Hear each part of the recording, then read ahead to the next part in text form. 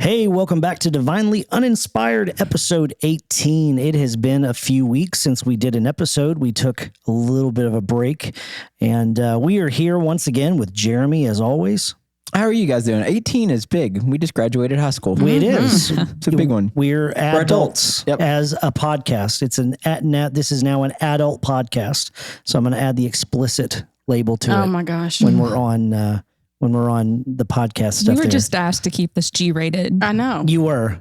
April, once again, Ape is with us today. Hey, friends. Everybody but Rusty. Yeah, that's okay. I'm used to that. And Penny's Hey, with us. guys. So anybody do anything fun over spring break? I painted our basement walls. Oh, it's getting finished? Mm-hmm. That's fun. Yeah, What color exciting. did you paint it? Same boring color as upstairs. I've never been to your house. You never invited me to your house, so I don't know what that looks like. because I don't like you. Yeah, Just joking. no. What color is it? It's like tan. Oh, that is boring. Yeah, it's boring. Yeah, pretty boring. Yeah. Shut your mouth. It's also boring. That's what you did for spring break. But You I like painted. pops of color. You know what I mean? So I like basic walls, and then I just add pops of color through Because the you're a house. basic white girl? That's right. I'm a basic white girl. Proud of it. Good for you. Penny, did you do anything fun? I did. My husband came in town. He was deployed. He's deployed right now. So he came in for like a 5-day break, and we went to the Mega Quest at the Mega Caverns, which is amazing, by the way. If you haven't done the Mega Quest, Is that you like a need to ropes course under Yeah, under it's there? super cool. It's like a rope course in the caverns, and it gets your muscles burning. It All right. was good. I've never But we done know that. you want to talk about what you did. So go ahead. No, I will. But Jeremy, did you guys go anywhere? We did like a staycation. We went to a couple places here in Kentucky and just kind of explored the great state of Kentucky. Oh, good. Did you see a cocaine bear? No, we didn't go out to Eastern Kentucky. We stayed okay. mostly in Western Kentucky. Got it. If you don't know what the cocaine bear is, you need to go back a few episodes and they will Which fill you in. fun fact about that. We had a listener talk to me about that, and they were obsessed with the cocaine bear. And they told me that at one point, Waylon Jennings owned the cocaine bear when it was dead, like with stuff. But at one point, the Waylon Jennings actually bought the cocaine bear. I don't even know what the cocaine bear is. And he named it, actually. What Did he really? Yeah. Wow. What do you name it? Pablo Escobar. Oh, that's awesome. Mm-hmm. Yeah. I love it. I love the show Narcos on Netflix. So April just said she didn't know the cocaine bear, which I means have she no doesn't idea. listen to the podcast when she's not on it. Yeah. I don't even listen to it when I'm on it. I'm just joking. I do listen to it. I don't think she does. I need to catch think up, honestly. She just outed herself. Me and my family, we went to the beach, and it was a good time. I did end up having, so we got there on a Monday, and then on Tuesday, Monday night, Tuesday early morning, we had like gorged ourselves the night before on fried seafood, and I just don't do that. And I had a gallbladder attack, and it was some of the worst pain I've ever felt in my life. I thought my wife was going to have to take me to the local ER and oil change facility. So you had a man cold? no, I wish it was because that I could have pushed through. This was just constant pain. So, but anyways, you know what? Hashtag blessed because I still got to go to the beach. We got a lot to talk about today, but before anything else, let's hear our theme song. Here we go. 1, 2, 1, 2, 3, 4.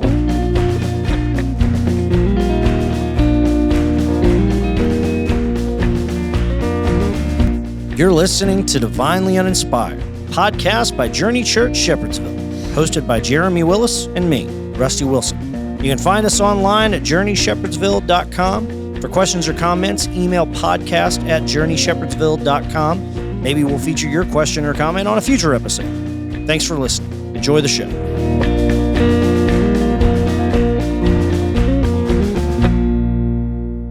So I'm going to sing you guys an Easter song since Easter is here, and it's an original. Are you ready? Easter eggs, Easter's finally here. The Easter bunny will bring us stuff, and now we all can cheer. Yay! I wrote that myself just now. We're so proud of you. Good, thank you. So Easter is here. We are excited. It's our biggest Sunday at Journey, and it's also going to be our biggest Saturday because this year we have services, a service on Saturday at 5 p.m. and then 3 services on Sunday morning, 8:45, 10, and 11:15. But I want to talk for just a minute about what your favorite Easter traditions are. Do you have any Easter traditions, other than like an Easter egg hunt? Or is that is this not like there's not a whole lot of build up to Easter like there is Christmas or whatever, where we like a whole month we're like, oh, it's time. If you're Catholic, there is. You got true. Lent and Ash the Wednesday, fish and Fat Tuesday. Yeah, I've done a Lent devotion this Maundy time. Thursday. Yeah, I do like the fish fries. I do appreciate the Catholics for those. Those are usually pretty good. Yes. Yeah. So I have kind of an unusual one. Let's hear it. I watch Nacho Libre. It's my favorite love Nacho movie Libre. to watch during Easter. I don't know why. I've never seen it, so I know what it is. Goodness. It's funny. But I mean, like I know lines. What's the connection to Easter though? I mean, it's Jack Black, right? Okay, so there's a part in it where I don't know if we should probably talk about this, but he's serving refried beans to the monks, and the monk looks at him and he's like, "Don't you know I've had the diarrheas since Easter's?" And it's my favorite line to quote like all the time, and I'm surprised. I do really like that line. I know. It's super funny. Like the only line I know from that really is like, sometimes when you're a man, you wear stretchy pants in your room. Eat for fun. That's like the only line I know. But That is really odd, though. I'll be honest with you. That one line in a movie. It is. So It is our our tradition. It's something my husband and I do. it's Like good. we watch it all the time during Easter. Jack and then Black's diarrhea makes you think of Jesus. I actually Okay. just sent him a meme like from Nacho Libre because Easter's coming up, and I'm like, yay! All So right. excited. Yeah. Fun. So what do you think I watch on Easter? I'm just curious. The Passion of the Christ. Oh my gosh, yes. Do you really? I swear I do every Easter. I love it. Oh my gosh. Do you have that on VHS? I know. I watch. I think on Amazon Prime now. I think I stream it, but I do have it on goodness. VHS. I'm sure. or You watch it on DVD. Easter, but Yes, I love it. But the Passion of the Christ is about Wait, before. wait. You should watch that on Friday. Wait, I know, but I still like to you watch it. love that movie? I do love that movie. I thought it was a really good movie. Lord help us. That is such a brutal, like watching Jesus be just.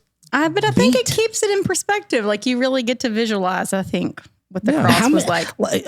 I just have never thought like, oh, it's a good Friday evening. I think I'm going to pop in this popcorn movie, The Passion of the Christ. Do you cry every time you watch it? I did cry when I Did watched you hear it. they're going to make a sequel? Yeah. They better not. They're working on a sequel. Well, Jim I Caviezel's think it's going to be like after he like raises from the dead, like what the early church does. I don't think it's going to be like some, you know what I'm saying? I mean, but still, it's interesting. Didn't they already do that? Like Southeast, didn't they make like a? I could Everybody be wrong. does. There's The Chosen right now. There's all kinds of Jesus It's movies. the biannual nod to God in entertainment. I'm actually really excited because Easter this year, I'm not going to family dinner. I'm going to go home and like watch The Passion by myself. That sounds depressing. So excited. You're gonna go home and watch. I mean, okay, I'll be honest with you. I saw it in the theater when it first came out, and it was good. Like it was one of the better versions of the Jesus story that I've seen. But I watched it the one time. I enjoyed it. I mean, it was fun, but I wouldn't like make it a tradition. I think. love doing it. I just think you get so busy at church, and when I get to go home, I can actually really reflect on it. April, I'm worried about you. I think you may need to speak to somebody that like that's what you're excited about. I is am so excited. on Easter watching. She's gonna be down there like in her basement, like eating ham and Cadbury eggs. No, and, like, I'm actually going to crying. get China 8. I think. They're closed on Sundays. Are they really? Yeah, they're okay, well, I'll they're find Christians. something. They're I'll get El Christians. Nepal then. Yeah. Oh my goodness. Yeah. So Easter traditions. I just think Easter's weird. I'll be honest with you. Like the whole the Easter bunny, like the eggs, the whole thing is just a little bit odd to me. And I know it's fun and we all do it, and it's a great thing for all of us and the kids and everything. But it's just odd. I mean, and like you said, there's no build up to it. Like it's just like we get it. Here it is. Christmas. There's a whole month, and there's Well, There's it's build not up. Easter Yeah, is I not agree. on any like designated date year after. Like we all know December 25th is Christmas. Yeah. But this year Easter is April 17th, and last year it was like March 24th. And so it's not like, oh, I can remember that this is the day, because even around the church we're like, when's Easter this year? Is it early? Is it late? Well, I don't know. And I know I should know this. It's based on some type of lunar. What is it? It's based off of when the Passover happened, which the Passover happened, if my memory serves me, in conjunction with a certain phase of the lunar. Yeah, it's like a lunar. calendar. Yeah, so that's why it's different every year. Because sometimes it's like early, sometimes it's late. I mean, Anyway, okay, so but Cadbury eggs. I Yeah, do love that's- Cadbury I eggs. guess They that's are a awesome. tradition. Yep. I agree. the Easter Bunny, I don't know if the Easter Bunny does this at everybody's house, but he does this at our house, where he I would assume the Easter Bunny is a male. I don't maybe that's offensive. That is offensive. Yeah. So okay, offensive. Okay. Them, they. The Easter Bunny is a they. Where do the eggs come from? Stop. They poop them No. out. Yeah, but the eggs come from chickens, and it's Yeah, a bunny. not bunnies. Why is it not an Easter chicken? Well, haven't you seen the Cadbury commercials where everybody tries to take the role of the Cadbury bunny? And That's been around since that- the 80s. It has been. It has been. I love Do you that all suck the commercial. cream out of the egg? That's what I like to do. I like to cut the top off, Yes. eat the cream out, then eat the shell. Yes. I just like to eat it. I don't really That's care. the only way to eat a Cadbury cream egg. In fact, I like to drill a small hole and then get a straw. I used to cut them in half like it was a real egg to have the yolk, like. So interestingly enough, the whole bunny and egg thing comes from shocker, a pagan tradition that Christians co-opted, much like we do with most holidays. That we say, hey, this already exists and it's popular. Let's just co-opt it for Jesus. So I thought it might be because a lot of people eat fried chicken for Easter. And so I was like, it'd be kind of weird to like, if there's an Easter chicken. who eats fried chicken? Yeah, for I was going Easter? to ask that question too. Well, my family's from the country. That's what you do. You eat fried We eat chicken. ham. ham. Jeremy. Yeah. No. But I would rather have chicken than I would ham, actually. Same. Who made the rule you have to eat, Jesus was Jewish. He couldn't even eat pork. So it's just a bad thing. This is ham. The pagans. I don't know what Yeah. to say there. I don't know. It's class. So class anyway, X. in the country, we eat fried chicken. And anyway, so I prefer that anyway. we'll just too. edit this part out because it's going nowhere. No, I like this. This is what people are here for. But we'll move on. So, if you want to share your weird Easter tradition / movie choices, there's no good Easter movies really out there. There's just not, and the Passion is not. It is such a good. It is so good.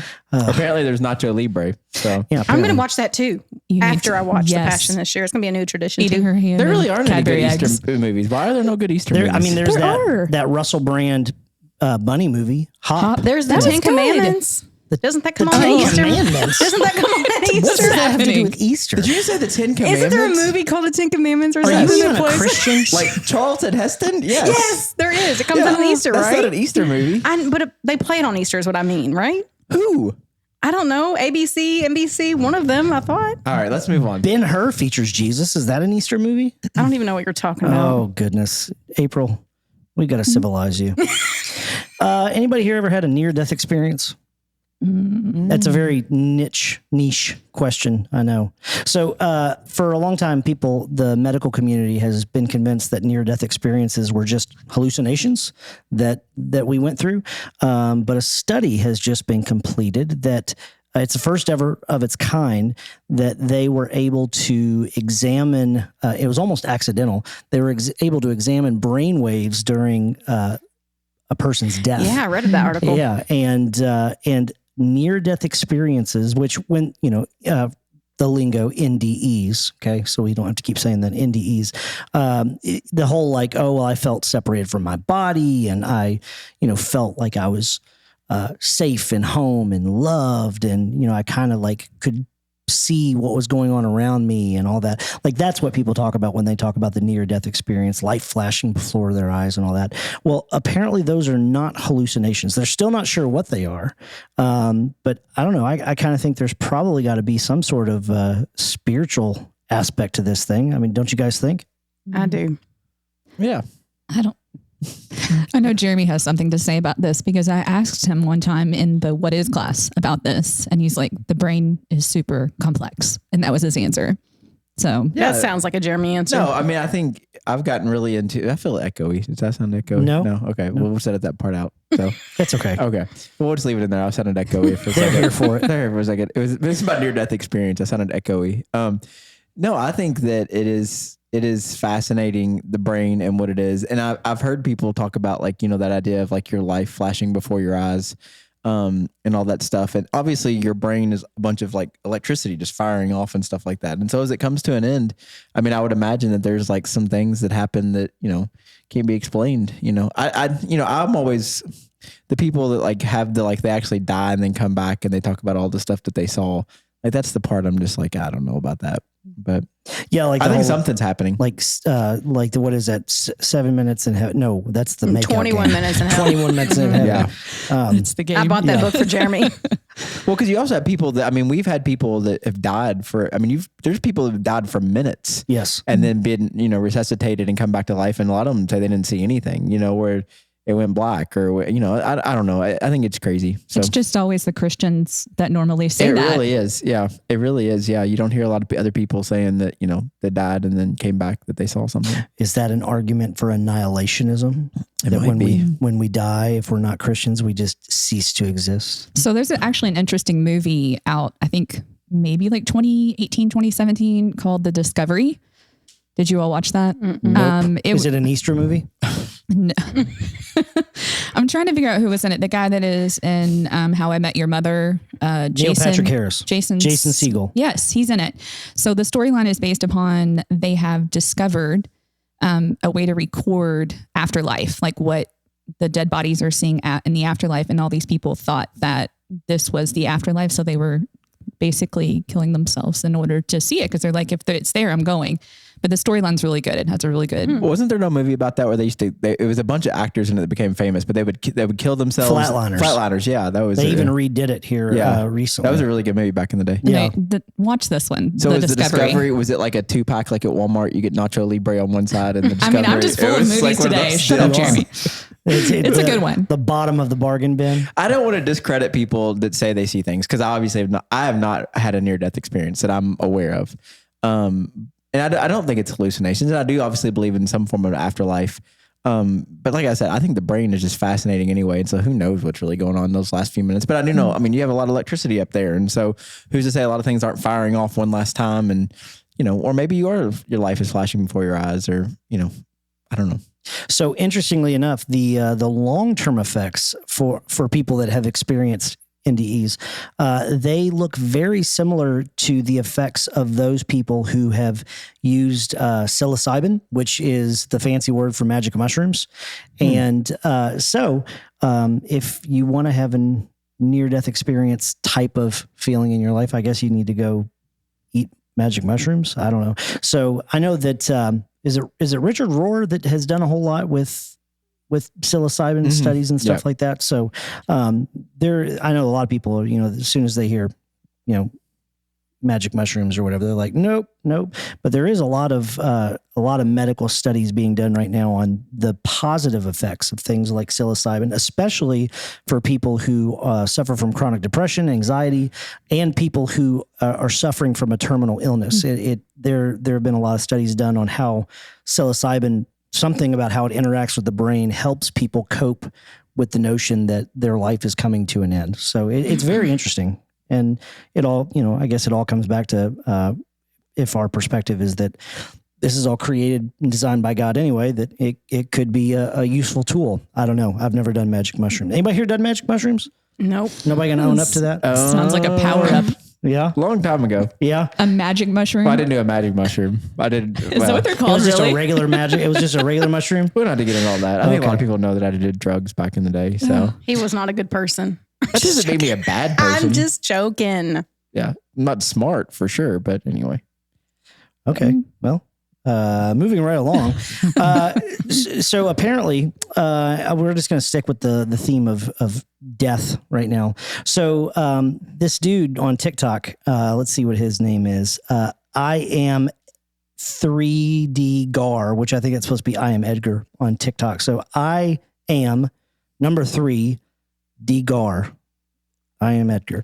On TikTok, is anybody just named like John? Like, is there any normal names on TikTok? Like No. Paul. No, I mean, those are probably reserved by like the very first TikTokers. I don't know anything about TikTok, so. I don't either. You should. It's fun. It is fun, but it also, I waste don't enough make time them. on my phone. You know what else is fun? The Passion of the Christ on Easter. Yeah. Y'all are so mean to me. It's a hoot. That's okay. I'm still going to go home and watch it and enjoy it. All I hope right. you do. It's good. All right. So anyway, next story. So this guy, he's driving in his Tesla, and he happens to be driving by a cemetery. And I've never driven a Tesla, but apparently they have really, really fancy computer systems that can detect when there are people nearby, and they'll show you where the people are in position to your vehicle. And as this guy is driving by this cemetery, all of these figures of people start popping up on his computer screen, showing that, oh, as you're driving past the cemetery, there happens to be a person right here walking, despite the fact that there's no body there. Now, there has been no official statement by Tesla, but it's probably a computer glitch, is what they're saying. The question is, why is it glitching that way? Why is it picking anything up? And my bet is ghosts. Well, I mean, technically there are bodies there. I mean, they're not walking and stuff. They're Right. buried in the ground. So, Well, I guess that's true. Why would a ghost be hanging around the cemetery? Come on It's now. so Because that's weird. where Go do ghosts something hang cool. out. No. yeah, if you were a ghost and you could go anywhere, why would you stay near a cemetery? Exactly. Because they're disembodied spirits and they don't know where they are. So Haven't you guys they're watched not The zombies. Ghost Whisperer? Oh No. gosh. I did watch Ghosts though, and they didn't hang around there. No, they hung out with Whoopi Goldberg. And then they made pottery. Yes, It's a great movie. it is a great movie. I love that movie, You prayed. especially when the demons steal the bad ghost away at the That end. scared me Spoiler so alert. bad as a kid. Me too. Patrick Swayze though. It is one. So I read the article, but I guess I didn't read it too. Is it only his Tesla? Like there's no, like, have they driven other Teslas by there to see if they pick up on the same thing? Or is it just this one guy's Tesla? It's just this one guy's Tesla. Yeah. So it's probably just a glitch. But even though I don't believe in ghosts, I want to believe in ghosts. Like I want that to be a thing, even though I don't think it is. Just because I like spooky stuff, to quote our beloved Spencer, who's no longer with us. He's not dead. He just doesn't work anymore. But he liked the word spooky. Spooky. So, Ghosts would be, I mean, it is a cool thing, but yeah, I don't think that they exist either. yeah, I wish one can hope. So I don't know. Anybody had any weird ghost experiences?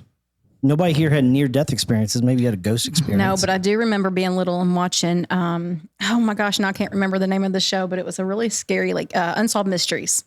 Oh, okay. And so there would be like the ghost on there, and then I'd be scared, like thinking like the hand was coming up over my bed or something when I was little. So that's about as spooky as it got for sounds me. terrifying. Yeah. Like I've always wanted to see a ghost. Like I remember, like if you drive down the road like by yourself late at night and there's like woods, like I look in the woods to like see, like I want to see a ghost, and I've just never seen anything We need to go on a field trip that I would describe as being like a ghost. Yeah. to like the TB hospital or something. I'm more scared of real people than ghosts. Yes, real people, I agree. Real people are, Yeah. Ghosts, I mean, as long as they're incorporeal, to use a big fancy word that means not really there, they can't hurt you. But I guess if they, Maybe.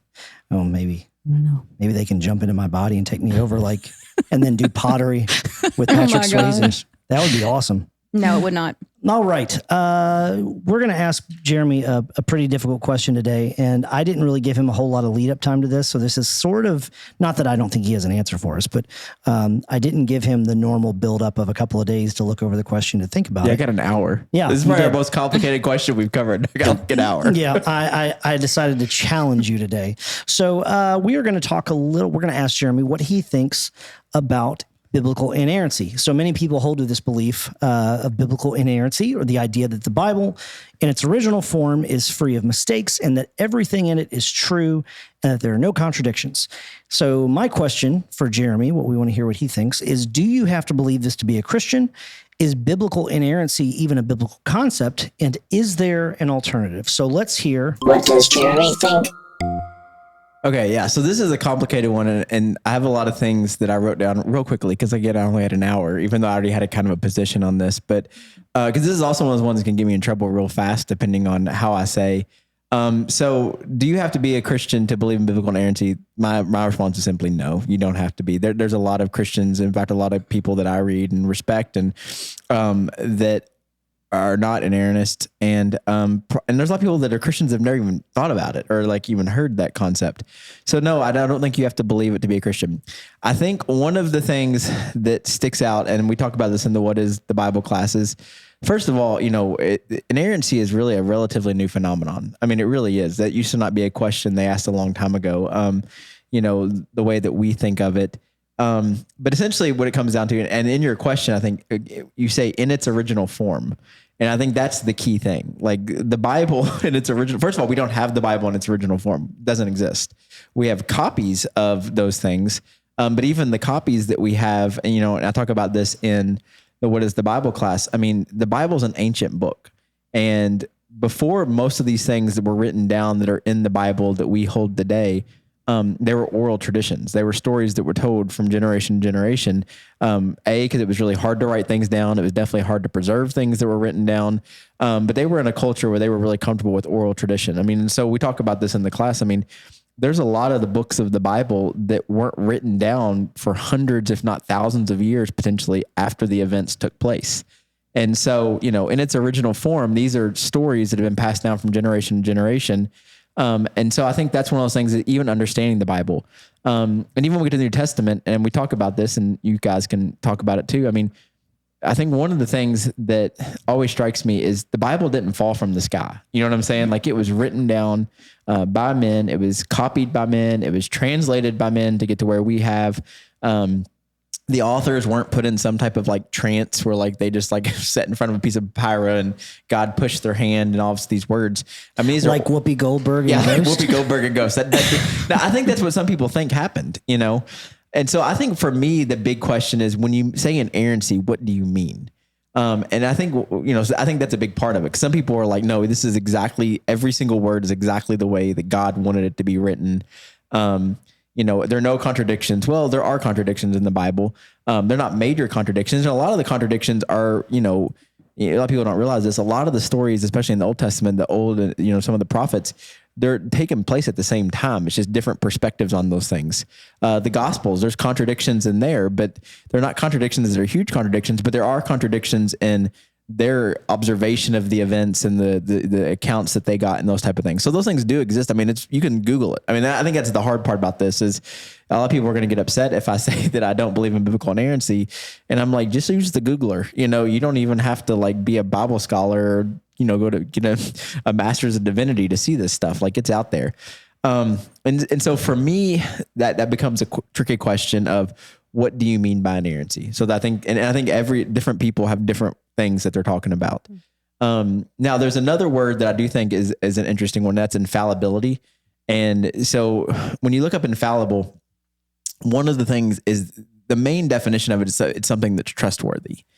Now, when it comes to biblical infallibility, what they've done, and this is going to kind of be nerdy for a second, people have made it a word that it was never intended to be. And what they mean is that it cannot contain error. So it can't, but that's not actually the root of infallibility. So if you stick to the original idea of infallibility, do I believe the Bible is trustworthy? Yes, I do believe that the overarching story that we see in the Bible, I do believe that God speaks through the Bible. I do believe that it's inspired. But when I say inspired, what I mean is it's inspired by the stories and the movement of God working throughout human history. I don't necessarily know if I know that every single word in there was like, does that make sense? And I think that's where it gets tricky with inerrancy. But infallibility in the original sense of actually being trustworthy, I do believe that the story is trustworthy. I do believe while there might be some contradictions, again, they're not major things. And most of the contradictions are things where it's just a different perspective, often of the same event going on at the same time.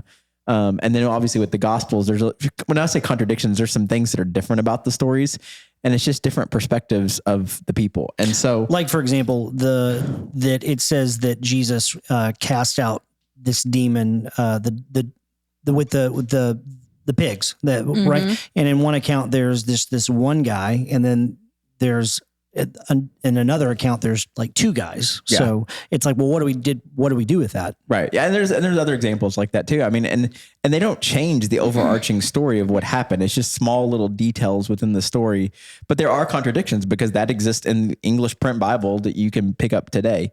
And I think the other thing when it comes to inerrancy is what people are really asking is the Bible, is it literally true? I think that's one of the bigger things. Now scholars aren't saying that, but I think when most people think of inerrancy, that's what they're talking about. And I always say, like, the Bible is not a book. It's a collection of books and letters.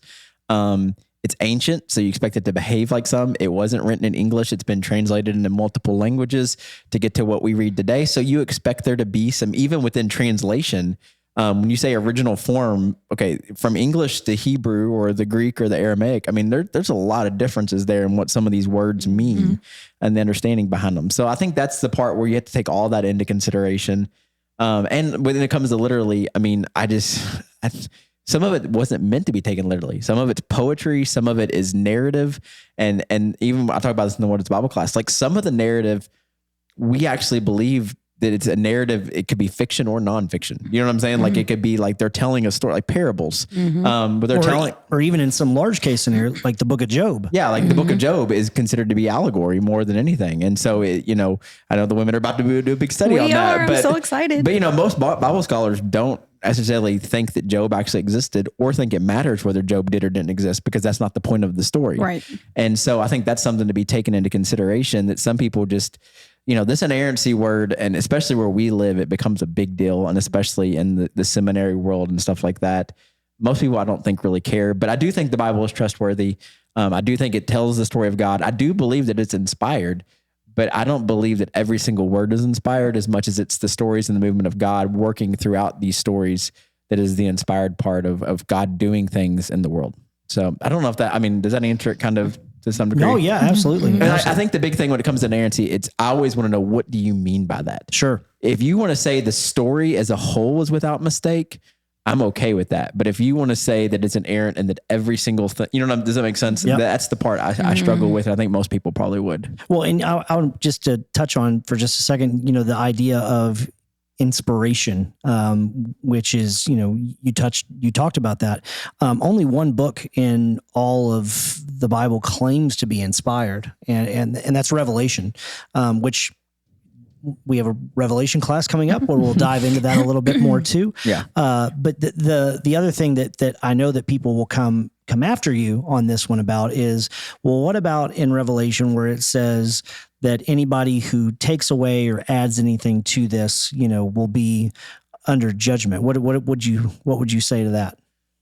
So I think that part of that is, for that specific one, I think that when we think about take away or add, we've been doing that since the beginning. There's parts of the Bible, if you pull up your English Bible, there are parts of your Bible that are in parentheses sometimes that will say this was not part of the original manuscript. Yep. So what do we do with that? You know what I'm saying? And so I think it's that one's a big one. And then also I think the one where Paul says all scripture is God breathed. Mm-hmm. Well, that God breathed there is, okay, first of all, what scripture is he talking about? Because most of the New Testament hasn't been written yet. That's another interesting thing that people don't realize, is that when Paul writes that, most of the Gospels, based on the timeline we kind of understand, haven't even been written yet. Right. And Paul didn't think he was writing scripture. Yeah, there's great studies out there, and you can read these for yourself. There are people that debate. In fact, some of the famous and very biblical men say, did Paul even know he was writing the Bible? Like, did he actually know, or did he just think he was writing letters to these churches? Did Paul know that the things that he's saying would one day be considered part of the Bible? And there's a good, and I think even, so I know I'm kind of, but even how we got the Bible, like when you study and we talk about that a little bit in the What Is class, I think threw some people off because they never studied how we got the Bible.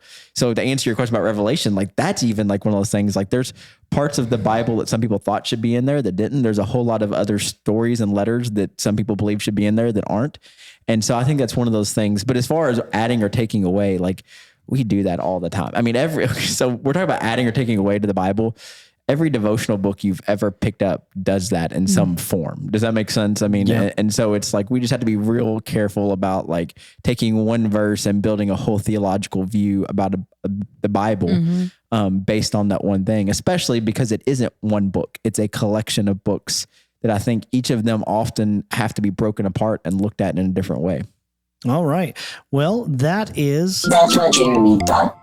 And if you have more questions about that, always feel free to reach out and check out the What Is class that Jeremy hosts. He'll be doing some of those coming up here soon.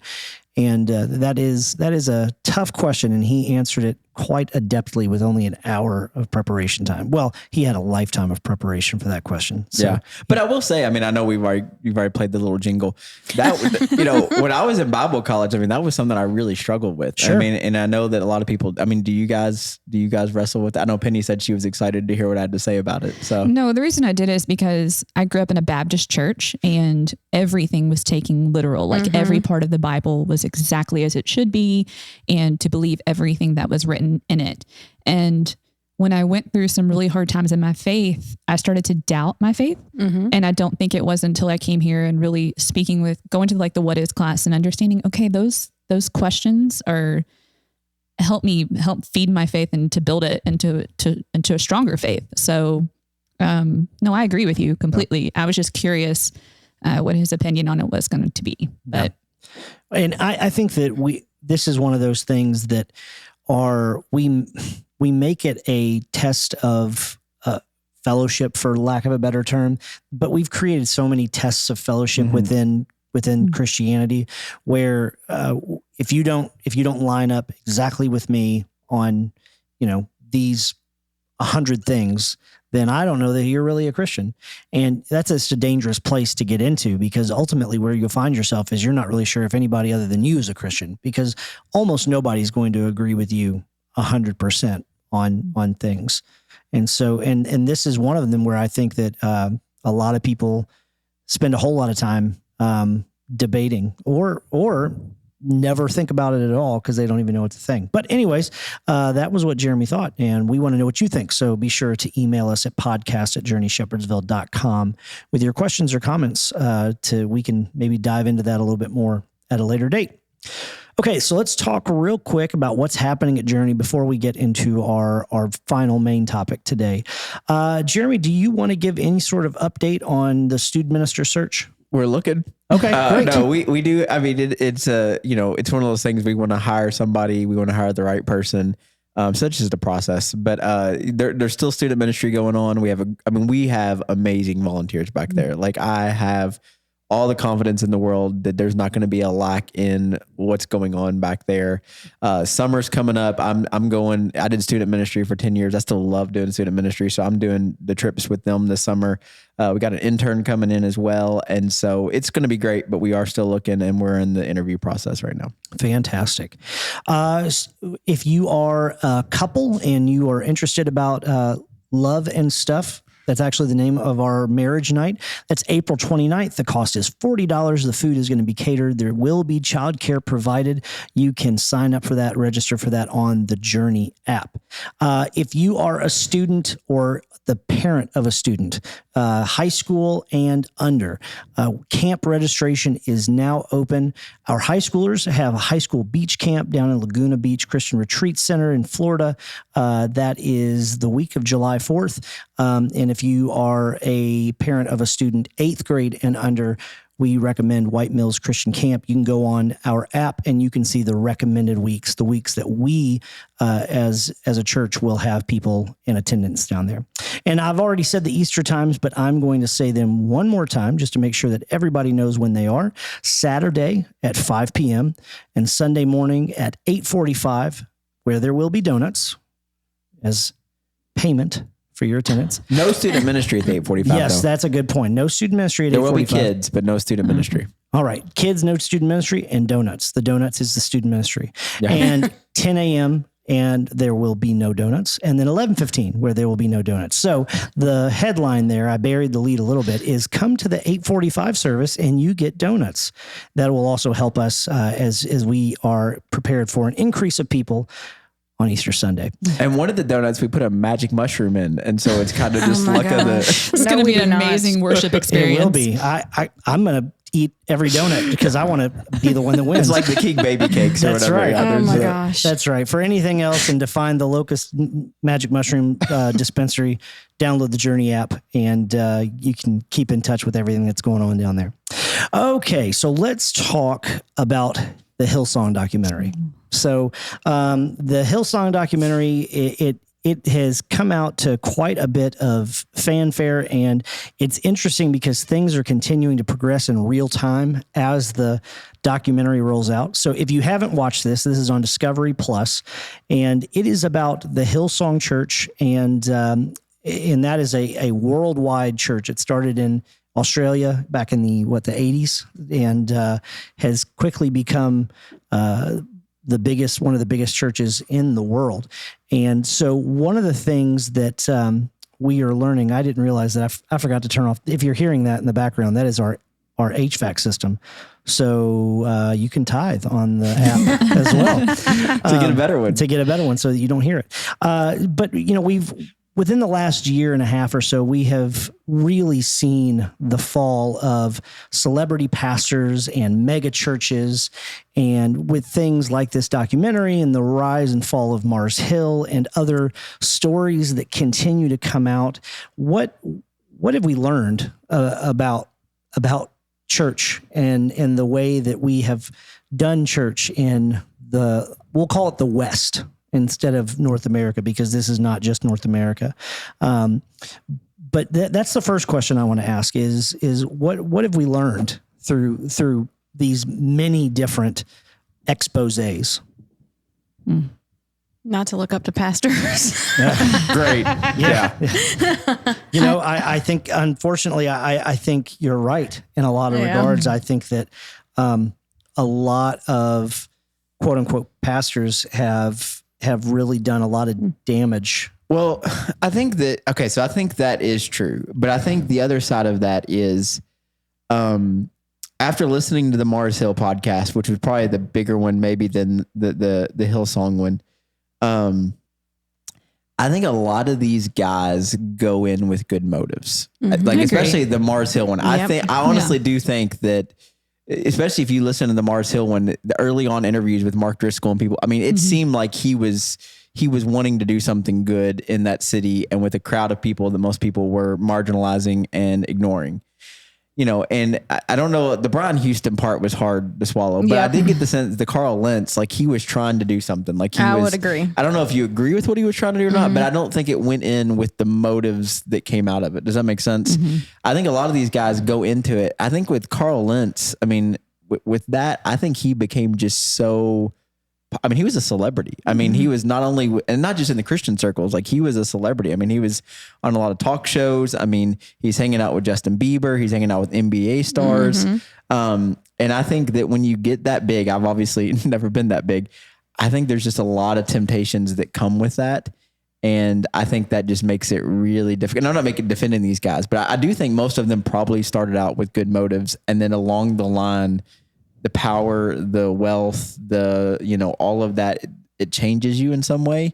And then we see the fallout of that stuff. And I think that's the danger of that stuff. Yep, I would agree. I think that he had good intentions as well. I kind of wondered where the accountability was for him to be in such a high position.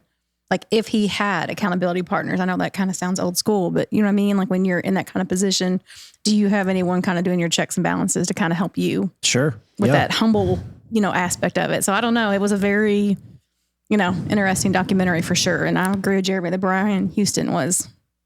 Yeah. I mean, it's, I think the thing that we continue to learn is that no amount of talent is more valuable than integrity. Right. That you can be the most talented speaker or musician or leader, but if you don't have the integrity to do it the right way and you don't have the systems built in to keep you accountable, that it's going to fall apart at some point because it can't sustain its own weight. That talent will not carry you through a lack of integrity. Right. It just won't. Well, and I think the other side of it too, maybe more with Hillsong than Mars Hill though, is, and I'm going to say this and I hope that the capitalistic viewpoint of all of that, more than even the moral failure. Like, I mean, I know church is a business. I mean, we're a business. We have business meetings sometimes. We have budgets we have to talk about. But just like,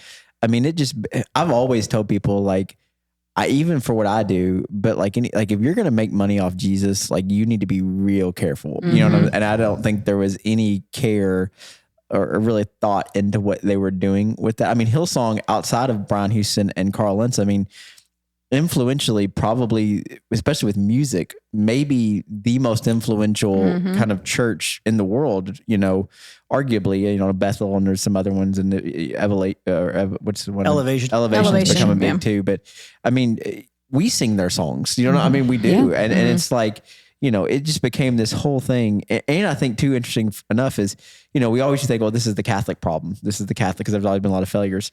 But now you've got Hillsong, which is super Pentecostal. And then you've got Mars Hill, which is super reformed, which they do not get along. I mean, these are two different opposites, but there's the failure and the struggle. You've got Bill Hybels. You got Bill Hybels. Yeah. I mean, Lots of them. I mean, I mean, with the guy at Harvest Bible Chapel. What's can't think of his name. Yeah, I can't think of his name either. He's a jerk, but he is. Yeah, That's nice. he really is though. If you watch any of his stuff, you're just like, this guy's a jerk. Yeah. But yeah, James McDonald. Yes, that's it. Yep. Yeah, I knew it was McDonald something. But there's been a lot of, and I mean, that's just the popular ones. I'm imagining there's a lot more of this going on. They just don't make the headlines because it's not, Mars Hill was one of the fastest growing churches in America. Hillsong is one of the largest churches in the world. Yeah, it's sad. Well, I think too, when it comes to the bigger churches like Hillsong, in particular, since we're talking about them, they've put themselves out there to the world, right? To the whole world, basically. And the world's going to come after them like sharks and they're going to eat them alive. So they should have known better, I guess is the word. I guess, we're all full of flaws, but they continue to show their flaws. And I'm just going to say it, as human nature, we like to see, not everyone, but we like to see successful things fail. It's why we read celebrity news. We want to see what's wrong with them. It's referred to as failure porn. Yeah. That's one of the questions I have written here is, why do we it's not entertaining, but at the same time, it's a form of entertainment watching this documentary. Like we're learning from it, but we seek them out. I mean, there's a reason that they make money off of these things, that people flock to them and watch them, because there's something in us that likes to watch the successful fall. And I don't know what that is. I think part of it is, if I'm being honest, I think some of it's probably envy of who they are. And because I think a lot of it, church world or celebrity world, a lot of these, you watch these people and you're like, they had to have done something, they had to have done something to get to where they are.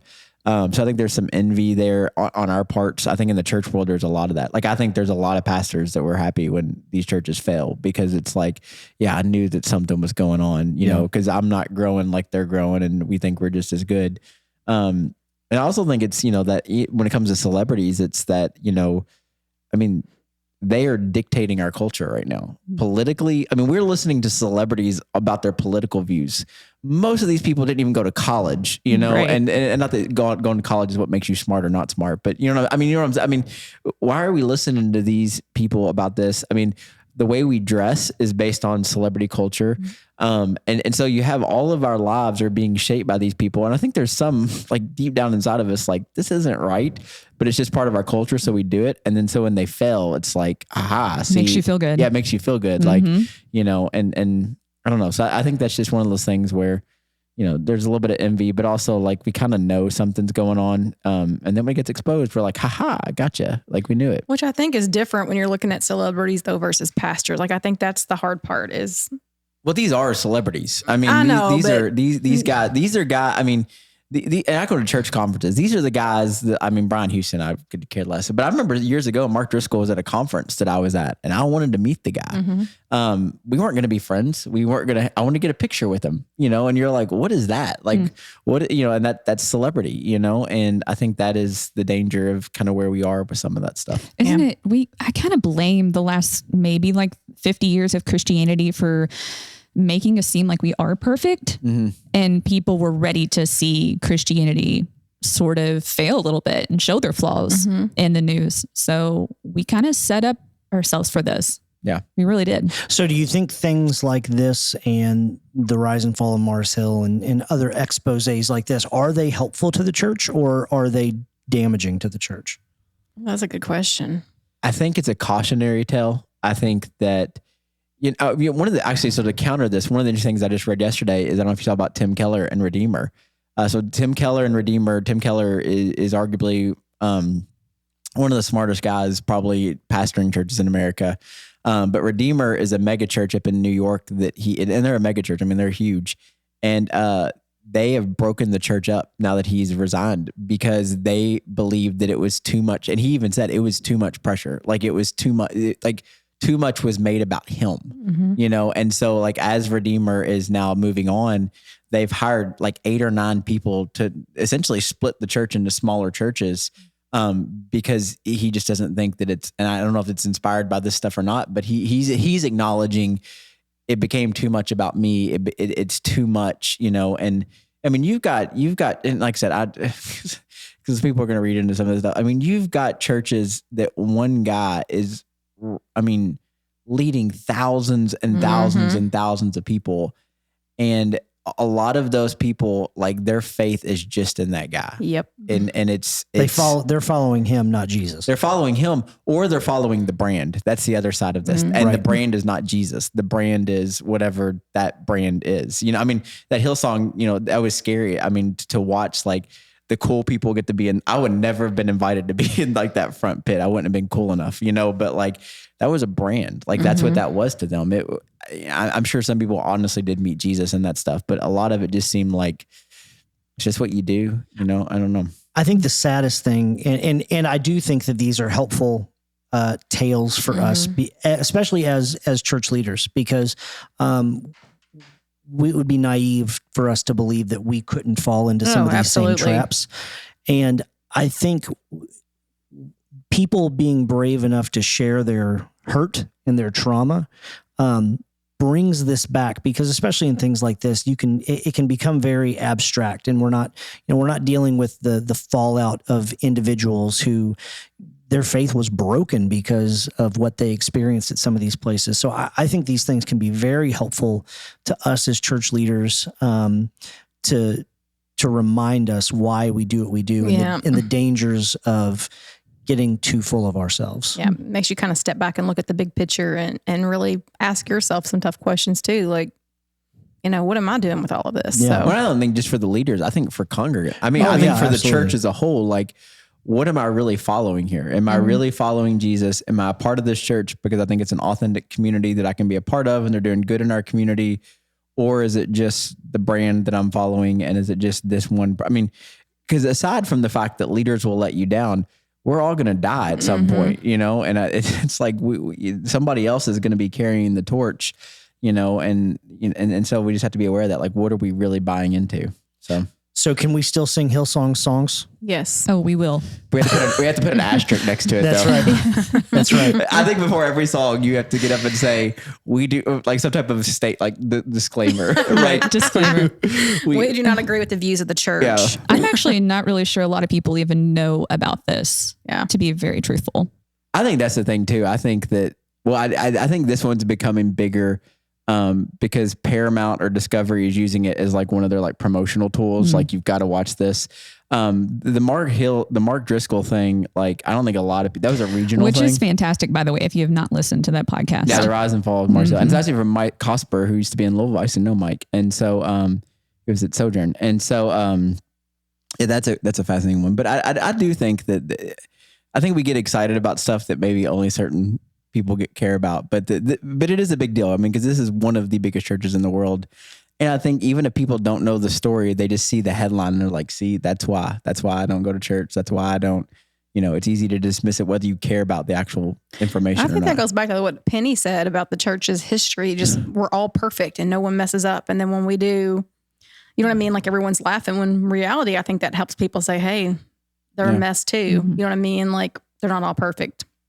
We're all messy. That's why we were sent a Messiah. Ooh, Frosty. I didn't come up with that. I need that shirt. No, New Easter slogan. I didn't come up with that. That's a Jeff Walling quote. This will be my next Journey shirt. No, it won't be. Yep, will not it print will that. be. Watch me roll in here with that shirt on. Absolutely not. You have to print it yourself. All Fine. right. Well, we are going to go ahead and end there. We have spoken long enough and with enough authority for the day. So once again, questions, comments, concerns, complaints, you can email us at podcast@journeyshepardsville.com. We really hope to see you at Easter, and bring a friend. We will welcome them with open arms and open hearts.